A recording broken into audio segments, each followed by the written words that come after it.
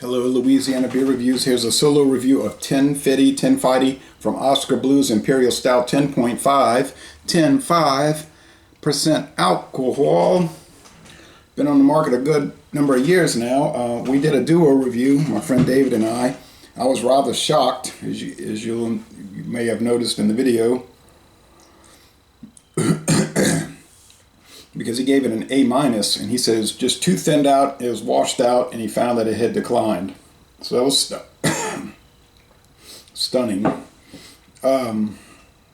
Sorry, I had some, just had some hot sauce. That Valentina Extra Hot is hotter than you would think. Good though. This is brewed in the United States, Colorado, North Carolina, and Austin, Texas, by Oskar Blues, first craft beer company to can beer. Well, I like to do solo reviews also. So it's when you're doing choking like crazy.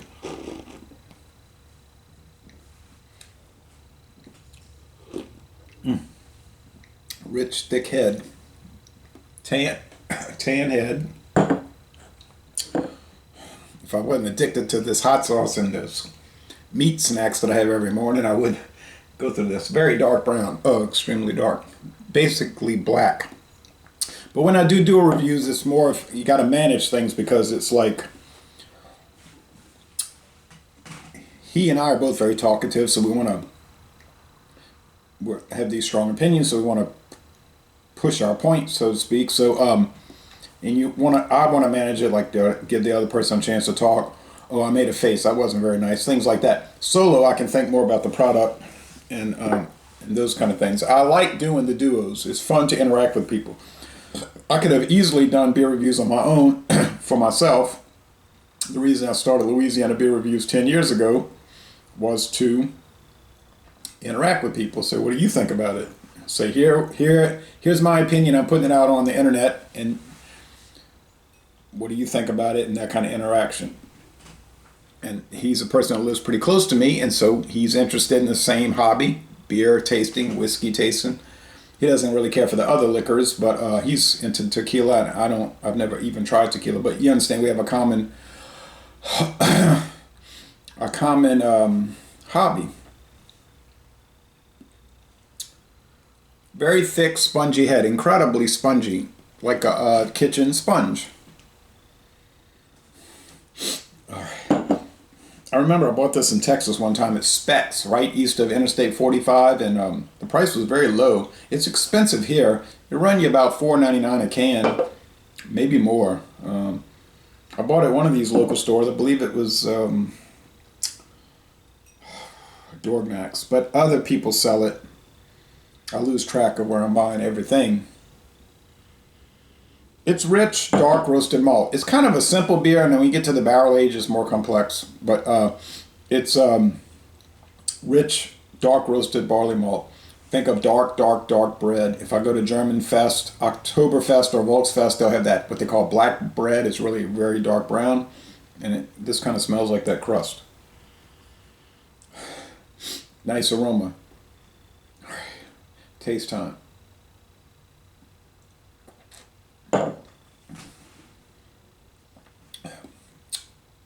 Very sweet, rich, chocolate, dark roasted, very, very dark roasted barley malt, but not burnt.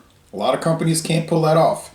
They'll have this, I call it like a nasty burnt charcoal taste. This isn't that. Maybe some black licorice, dark cherries perhaps. I can't say, oh, it's as good as years ago. It's somewhat worse. It's even. I don't know. I'd have to do a side by side, and I don't have a back stock of 10 Fidy. I see people got vintages from every year. I don't keep that kind of stock. My friend David, in his museum, he's probably got a few stashed away, barrel aged included. But the museum is rarely addressed. So he was telling me, that stuff's really old. I said, yeah, it's not gonna get younger. And I'm not pressing him to drink it like I'm trying to get free tastings from someone. It isn't anything like that. It's just that I see it and I think, why have it? I mean, I would never buy beer unless I'm going to drink it. So it's just the point of, well, why'd you go buy new stuff and you got boxes and boxes of the museum pieces? So I don't know. It doesn't really matter. I didn't buy it. People can do whatever they want with their beer museum. Keep it really forever. It's just an observation, but so I can only go by what I'm tasting now, right? Does it taste vastly different than previous years? No, and in fact, it doesn't really taste different at all. Over the years, it may have been slight little variances, and I mean slight. And notice I said may have been. I think the standard deviation for this beer is almost like a straight line. It doesn't seem to change much year to year. And he was saying he found it was thinned out. I didn't really agree with that. And like I said in the video, I said, well, we did taste 3 beers previous. And that could be a factor, but I don't think it is because we do that all the time. And forever jumping all over the place. High, low, mid-range ABV doesn't seem to make much of a difference. But he had a 4-pack, and I know he followed up, and he was making comments on Alcohol Legs, my Facebook beer, wine, and liquor group, and he was saying, I just don't find it's as good. Everyone should state what they think. Just because he does beer hangouts with me doesn't mean he's got to agree with me ever. Oftentimes we agree. We don't always. And that's fine. It's just people tasting beer. It's not too deep or serious. I don't think it is. Some people address beer like it's some kind of religion. Like it's a religion, like it's a cult. Like they're either a cult or their religion. It's their life revolves around it. And they get so volatile, hostile if you disagree in any way. I never could understand that. To me, the mouthfeel is pretty thick and I mean, velvety. The body's heavy. Mouthfeel is how it feels in your mouth. The body is light, medium, or heavy. I get those confused sometimes. I know what I'm saying. You understand? I just don't say it right. Because I'm thinking ahead, usually. I'm thinking steps ahead, and that's a problem. I'm talking about the body, but I might be thinking about the finish, and that's a sort of an undisciplined approach. The finish is mostly dry, actually. It's strange because, and other beers are this way, you'll have a sweet flavor, sweet, it's rich, but then the finish will be dry and not cloying, and I guess that's an achievement for the product. It is an achievement for the product. I'm not seeing any drop off. If I was, I would say it quickly. I mean, to me, it's just as good as the past. So, in the past. Now, you get a lot of this posturing in the beer review world. And you'll see people that 5, 8 years ago were saying 1050. Well, I always say 1050. It's great. And they just go on. But then later they're like, well, I've been there, done that. It's so yesterday. And I can't go along with that ever. We live in time. So we review beers within the time stream. And I never did buy into that ideology that it's old hat or it was great back then, like people are saying now. Pliny the Elder, well, in 2010 it was awesome. It hasn't changed, but it's so old hat. I was like, oh no, I can't be part of that. 10-5. When I had Pliny the Elder years ago, I thought it was great. It was one of the best beers I ever had, and I still say that. Have I had any follow-ups? No, I cannot access it. Someone brought it to me. But now could a product's quality decline? Yeah, sure. I suppose it could, but to just say from looking at it from a different reference point that it's going down, I can't go for that. I can't go for that. No, no can do.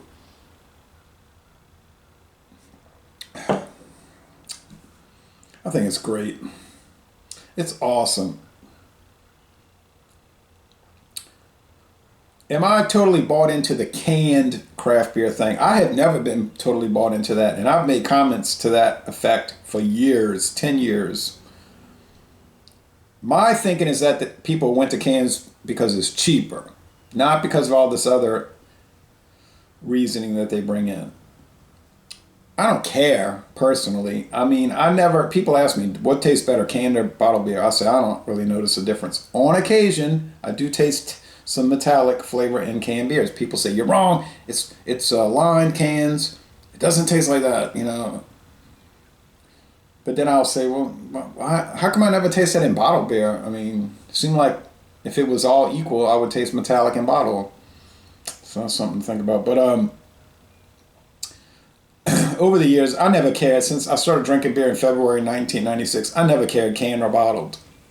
I just, or draft. I just drank it and try it. And I mean, it looked to me, it looks prettier in a bottle. It's just a prettier presentation. To me, cans is like, I don't know, it makes me think of something like Busch Light or Old Milwaukee Light. But that's more like a psychological hang-up or something like that. Like Sigmund Freud would say, like a fixation. And I'm not a Freudian, I'm not even a neo-Freudian, but I agree with some of those terminologies of fixation. Do I consciously recognize the fixation, or is it an unconscious phenomena? I don't know. A phenomena. I don't know. I don't know the origin of storms.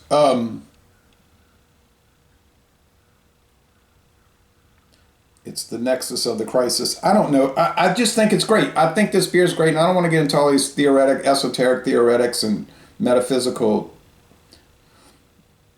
viewpoints of the products. That's all like a hamster running in a hamster cage. It's just turning a wheel and you're not getting anywhere. So still,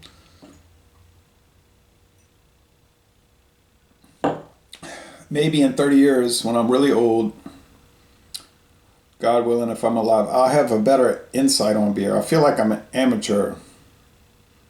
Like I don't know too much. But I still taste it, just tell you what I think. So it's 100 in a theoretical sense. I'm gonna backwalk that.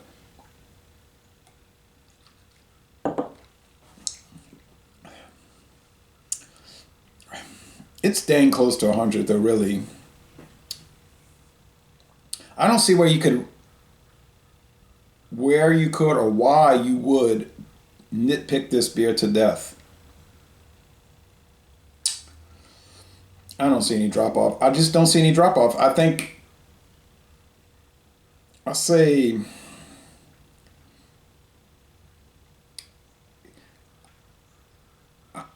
gonna say 98. Because maybe, and probably not, but maybe there is a char problem that it's tipping into burnt, but I don't believe it. I just say maybe it is. If I had a lot of cans, I wouldn't drink all this, but I don't know. I just think if you were lowballing it, you could go no worse than most excellent. I just don't think you could, honestly, but I'm going to say an outstanding product. It's outstanding. And I'm going to buy it in the future. I think I will. So, Le Bon Temps Relais, an outstanding product. Sorry for all this, like, sturm und drang, like trying to figure out all these things. I think I say too much on camera, all that. But anyway, so, Le Bon Temps Relais, a fabulous product. I mean, I'm sticking by that. It's great. Y'all come on down to southeastern Louisiana.